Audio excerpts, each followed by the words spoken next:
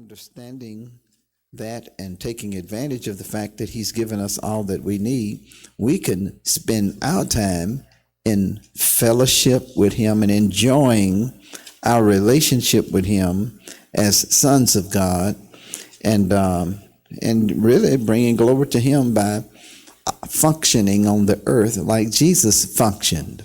You know, Jesus knew that all things had been given into his hands. Jesus knew that he was come from God and that he was going to God. And apparently that's why he could take the towel that he was girded with and began to wash his disciples' feet. Knowing and understanding your place, you can walk on in the love of God and not spend your life trying to do what people do when they don't have a good, clear image of themselves in the Lord.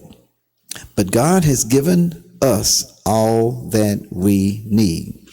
Number one, God has given us his thoughts. God has given us his language. God has given to us vision and dream. And God has given us faith. But let's look at the book of Genesis, the first chapter and the first verse. In the beginning, God created the heavens and the earth. Obviously, something happened between verse 1 and verse 2. Because you see here in verse 2, and the earth was without form and void, and darkness was upon the face of the deep. And the Spirit of God moved upon the face of the waters. So that's a picture of chaos and destruction and no form that happened after God created the heavens and the earth. So something happened, but you see that the Holy Spirit hovered over the face, hovered upon the face of the water.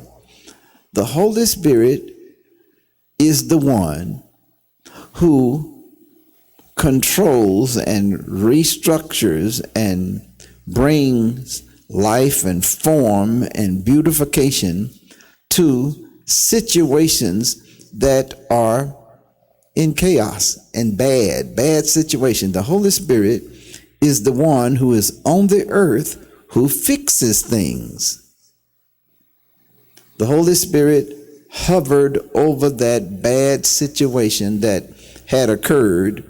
He was the one who would restore, reconstruct, fix, bring back in order, and make the things like it's supposed to be.